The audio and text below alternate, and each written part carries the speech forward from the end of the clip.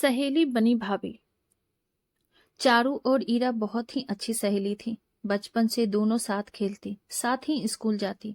ऐसा करते करते दोनों कॉलेज पहुंच गई। दोनों हमेशा ही साथ रहती। चारू बहुत ही समझदार और शांत स्वभाव की थी। ईरा चंचल थी, उसे बहुत जल्दी गुस्सा आ जाता था। अब भी ईरा गुस्सा करती, चारू हमेशा उसे शांत कर देती। उनकी दोस्ती कभी भी नहीं टूटी। दोनों के परिवारों में भी अच्छे संबंध थे। ईरा की मां की मृत्यु बहुत पहले ही हो गई थी, इसीलिए घर को ईरा ने ही संभाला हुआ था। ईरा के पापा और भैया उसका बहुत ध्यान रखते थे। चारू की माँ भी ईरा को बेटी के समान ही मानती थी। दोनों में कोई भेदभाव नहीं करती थी। ईरा के भैया उदित की शादी की बातें होने लगी। तब ईरा ने सोचा कि चारू ही अगर मेरी भाभी बनकर आ जाती है तो कितना अच्छा रहेगा। हम हमेशा साथ रहेंगे। और वह यह बात अपने पापा और भैया को बताती है। उन्हें भी यह बात अच्छी लगती है। उदित चारू को बचपन से देखते आया था और उनके गुणों को जानता था, इसीलिए उसने शादी के लिए हाँ कर दी। ईरा के पापा रिश्ता लेकर चारू के घर जाते हैं तो चारू के माता पिता भी बहुत खुश होते हैं। बहुत धूमधाम से दोनों की शादी हो जाती है।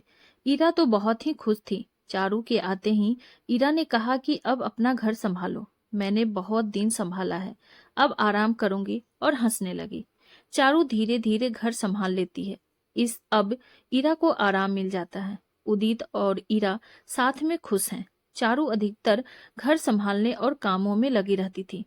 ईरा तो यही सोचती थी कि चारू आ जाएगी तो हम हमेशा साथ में ही रहेंगे, लेकिन अब चारू बहू और पत्नी बन गई थी, इसीलिए दोनों जिम्मेदारियों को भी निभाती थी।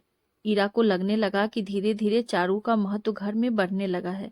कोई भी सामान लेना हो या कोई भी निर्णय लेना हो तो चारू को बहू होने के कारण शामिल किया जाता। कभी कभी उदित और चारू उसके दोस्तों के यहाँ बुलाने पर घूमने जाते तो ईरा को अच्छा नहीं लगता। दोनों ईरा का बहुत ध्यान रखते। सबका व्यवहार ईरा के प्रति पहले ही जैसे था, लेकिन पता नहीं क्यों ईरा को अपने घर में अकेले रहने और सब कुछ अकेले संभालने की आदत थी। इसीलिए वह चारू के आने के बाद अपना प्यार बढ़ता हुआ महसूस कर रही थी। इस कारण उसे बहुत ज्यादा गुस्सा आ जाता था। धीरे धीरे उसके मन में चारू के प्रति ईर्ष्या की भावना उत्पन्न होने लगी। उनमें धीरे धीरे दूरियां आने लगी। चारू को यह बात बिल्कुल भी समझ में नहीं आती थी। वह तो सबका बराबर ध्यान रखती थी, समय देने की कोशिश करती। उसकी परिवार के प्रति भी कुछ जिम्मेदारियां थीं, जिसके कारण वह पहले जैसे ईरा के साथ हमेशा नहीं रह पाती थी। कभी ऐसा होता कि उदित के ऑफिस के किसी के यहाँ कोई कार्यक्रम होता जिसमें पति पत्नी को जाना होता तो दोनों चले जाते। यह बात ईरा को बिल्कुल भी अच्छी नहीं लगती। वह नादानों के जैसा व्यवहार कर रही थी। उसने चारू से बात करना एकदम कम कर दिया था। चारू पूछती रहती लेकिन वह नहीं बताती थी। अब ईरा के लिए भी रिश्ते आने लगे। विनय के साथ ईरा का रिश्ता तय हो गया। चारू ने शादी की सारी तैयारियां बहुत ही अच्छे से की और धूमधाम के साथ ईरा और विनय की शादी हो गई। जब ईरा अपने ससुराल पहुंची तो उसने देखा कि वहां उसे कितना महत्व दिया जाता है। उसकी भी नंदे थी जो हर काम में उसके साथ रहती थी। उसके परिवार के लोग उसकी भी सलाह लेते थे। उसकी नंदे उसका बहुत ही ज्यादा ध्यान रखती थी। उनके मन में कभी भी ईरा के लिए जलन की भावना नहीं आती थी। अब ईरा को पति पत्नी के रिश्ते का महत्व समझ में आया कि पति पत्नी का रिश्ता अलग होता है, जिसमें दोनों को एक दूसरे के साथ समय देना जरूरी होता है। उसके ऊपर भी जब घर की जिम्मेदारियां आई तो उसे भी अपने कर्तव्य का बोध होने लगा। जब उसे चारू की बातें याद आने लगी, वह सोचने लगी कि मैंने चारू को कितना परेशान किया। मैं ही उसे भाभी बनाकर लाई और फिर मैंने उससे कितना बुरा व्यवहार किया। वह अपने मायके जाने के लिए छटपटाने लगी। उसने यह बात विनय से कही। विनय इसे लेकर मायके आया। ईरा आते ही चारू के गले लग गई और रोने लगी। सबने सोच इतने दिनों बाद मायके आई है, इसीलिए रो रही है।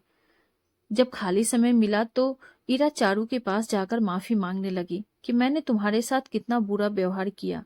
तुम तो हमेशा मेरी अच्छी सहेली बनी रही, लेकिन मैंने तुम्हारे साथ ठीक नहीं किया। मैं जब बहू और पत्नी वानी बनी तो मुझे पता चला कि मेरी एक अलग जगह है।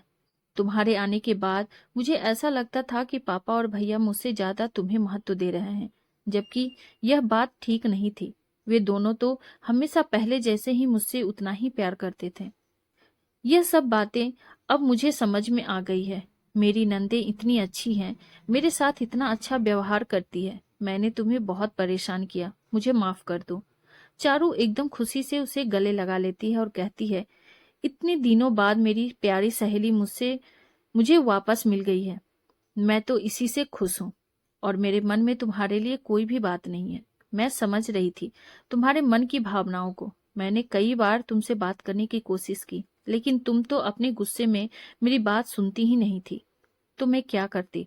मैं जानती थी मेरी सहेली है, एक न एक दिन मुझे वापस जरूर मिल जाएगी। दोनों गले लग गई। दोनों के आंसुओं से पुरानी बातें धुल गई।